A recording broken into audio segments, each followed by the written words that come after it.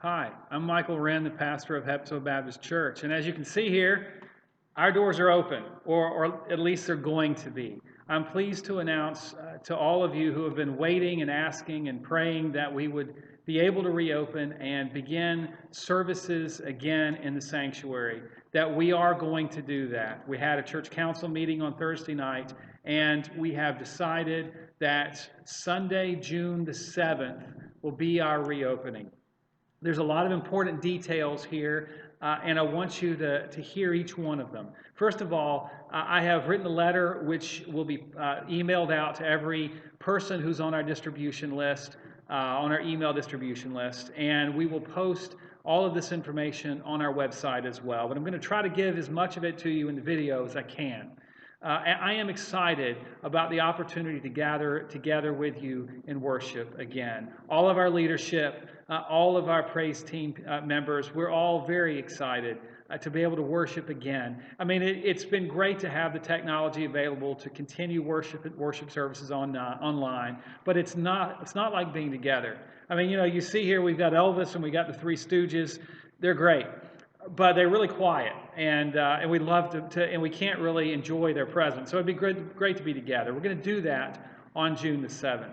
Now, there are some things that are going to be different than what we normally do, and I want you to understand them. We want to make sure that we do what we're doing smartly, that we do it with the safety and security of everyone in mind, and so we're going to have to do things a little bit differently for the time being. This won't be forever, but it is intended during this crisis to keep everyone safe. First of all, there will be services at 9 a.m. and 11 a.m. They will be two identical worship services. They're going to be the same worship lineup, the same songs, the same people leading the service. But it will be at 9 a.m. and 11 a.m. Why are we doing two services? Because we have to continue to social distance. We have to continue that, and because of spacing everyone out in the sanctuary, we're going to have two services in order to accommodate the people who, Lord willing, want to come. So how exactly are we going to do that? Well, first of all, there's going to be no Sunday school on Sunday morning. If you've been meeting in a Zoom Sunday school class, that schedule is going to change. You have a couple of options in front of you. You can continue your Zoom Sunday school classes, but as a class, you will need to decide which day of the week and time you're going to do it. Decide that, let us know, and we'll still send out the Zoom link for all the classes prior to the week's services being held. Your other option is to resume meeting in person, but here's what we're asking. We want to maintain social distancing requirements for as long as those are necessary. We do have a couple of rooms in our building that would allow you to meet with a group the size of your Sunday school class and maintain 6 feet of social distancing. We can't have everybody meeting at one time because we don't have enough of those rooms, but we can schedule those meetings. If you are interested in resuming in-person Sunday school classes, we're asking that you contact the church office and talk with us so that we can schedule that. Now, that scheduling will be done on a first-come, first-served basis. If there's a conflict, we'll work it out. We'll work between your classes to make sure that everyone is able to meet at a time that works best for them.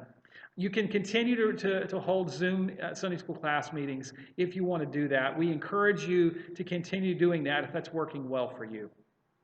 The second thing that I want you to know, seating. Now, you see the sanctuary behind me. You see the seats behind me. It's one of the reasons I picked this location, for not just the open doors, but I want you to be able to see what I'm talking about. We're going to have to rope off every other pew to maintain 6 feet of social distancing, or come at least pretty close to it.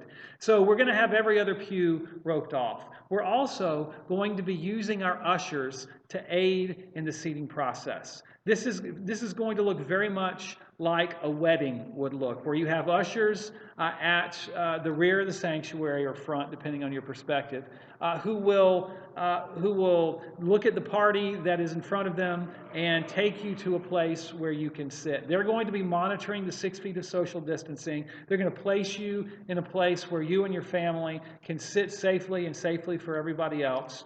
And we're going to have two entrances. One is here behind me at the front of the sanctuary facing Highway 88. The other is over here on the other side, on the parking lot side, facing Jones Street, those double doors. We're going to allow seating, we're going to allow entrance from those doors, and people who enter from those doors are going to be able to sit on this side of the sanctuary. People who enter from the front doors of the sanctuary will be seated on this side of the sanctuary. Now, I realize that your favorite seat might be somewhere else.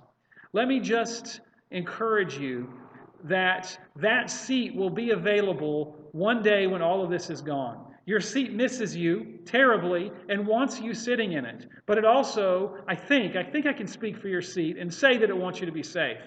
Anyway, everybody else does too. So please, for the moment, suspend your feeling of attachment to your seat and let us sit you in a place that really works for everybody.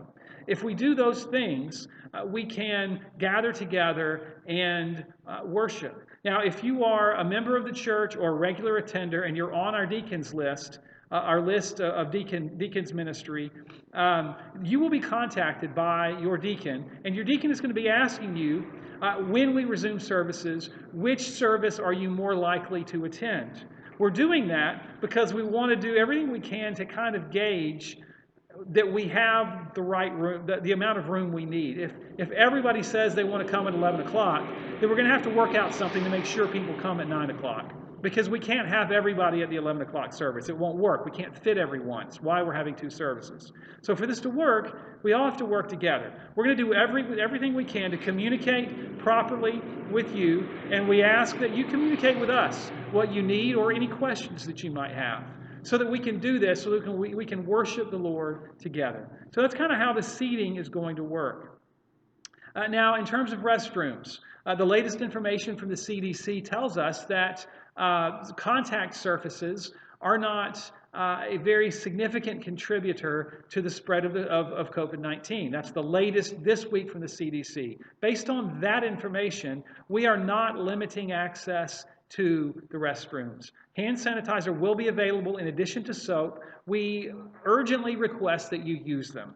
But if you need to use the restrooms, you may do so. There will only be two sets of restrooms available, the restrooms nearest the entrances that you come in. We ask that you use those restrooms. If you come through the front doors of the sanctuary, we ask that you use the restroom nearest the front doors of the sanctuary. If you come through the doors facing Jones Street, the double doors there, and you sit on this side of the sanctuary, we ask that you use those restrooms that you would pass on the way in. That will improve the flow of traffic. We only have two entrances, and the other entrances to the building are going to be locked in order to improve the flow of traffic. And we ask that you use the restroom corresponding to the entrance you use in order to aid in the flow of traffic. So that's kind of how the restroom situation is going to work, Lord willing. One further point is that when we release after the service, and I realize once the service is over, you're going to be ready to go home and get back to life and get back on your couch, which you have missed in the time you've been here since you couldn't sit on it. We're going to release row by row, pew by pew. I realize that's annoying, and I know as one who stands on the stage every Sunday morning that some of you want to hit the door as soon as I say amen, and some of you hit the door as soon as I finish my sermon. And I don't have a problem with that. But in this particular case, as we release, I ask that you allow us to release you pew by pew so that we can do so in an orderly fashion and control the flow of traffic. All we're trying to do is maintain social distancing requirements. If we do that, then we can, in good conscience, continue to meet together. And that's what we're trying to do.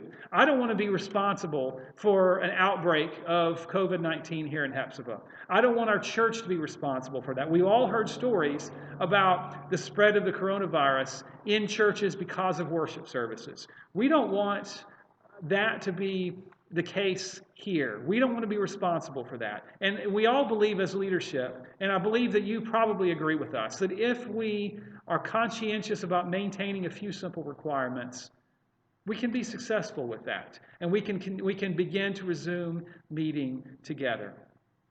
The offering will be available and accessible via boxes that are going to be posted by the entrances in the sanctuary. There's going to be two of them, one by this entrance, one by that entrance over there. You can place your offering in that box. We will have someone from the finance committee near the box just to kind of keep a watch on it, make sure nothing happens there that's kind of funny. Nobody comes in or whatever that's, trying to swipe money or whatever. But you can also continue to use the avenues of giving that you have used during this pandemic. You can still send your contribution to P.O. Box 175, Hepzibah, Georgia. You can still use our online and mobile giving options. You can still drop your check off by the church office in person if you prefer to do that. But we will have boxes available. We will not be passing the offering plate. And that is likely to continue to be the case for a while. So just kind of be aware of that.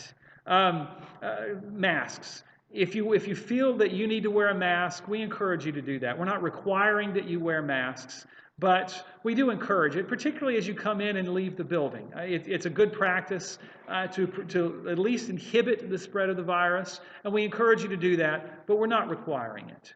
Childcare will be available for birth through twos only. We have a small number of those in the birth through twos category, and we're going to make our nursery available for them and for them only. If you have a 3-year-old, your 3-year-old will not be allowed to stay in the back with the nursery. It's for birth through twos only, and we ask that you understand that. We're doing that, once again, to inhibit as best we can the spread of COVID-19. We believe that by screening our nursery workers and by sanitizing the rooms and removing a lot of the toys that are in there, not all of them, but a lot of them, that we can at least make it a safe environment for the children. It really is at the discretion of the parents as to whether or not they want to leave their children, their infants, back in the nursery. We understand if you don't. We're trusting that you as parents are conscientious and you're not going to send your child back there if your child is sick. We appreciate that, but we believe that with properly screened nursery workers and a sanitized environment in the nursery, that one environment can be safe. But the rest of our children's ministry on Sunday morning is going to have to wait for some of these restrictions to relax. We appreciate your cooperation on that. And let me state this before I close. If you are sick, if you have any symptoms, if you have been in contact with anyone who has had symptoms, please stay at home.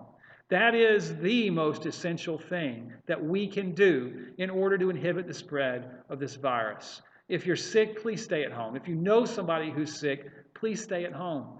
You're not going to be sick forever, Lord willing. In a week or two, you'll be back, you'll be better, and you'll be back to normal, and you'll be able to resume worship with us. In the meantime, we are continuing to stream our worship services. They will not be available until Sunday night. We're going to record the 9 a.m. service, and after that recording, it takes a few hours to edit the video and upload it and so forth. So we're going to schedule an evening worship experience for 6 p.m. It's going to be the morning worship service, but it will air at 6 p.m. online, and you can gather your family together to worship at that time online.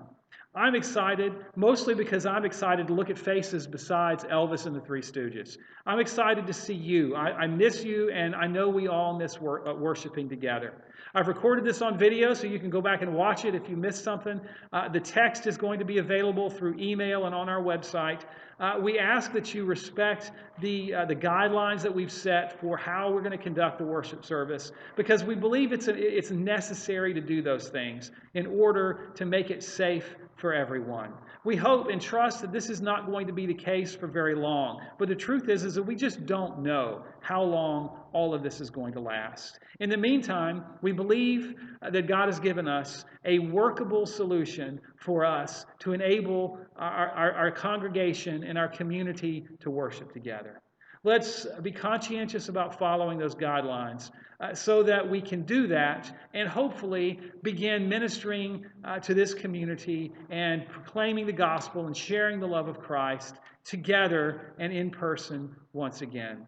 God bless you. I'm looking forward to seeing you on June 7th, and I pray that you have a great Memorial Day weekend.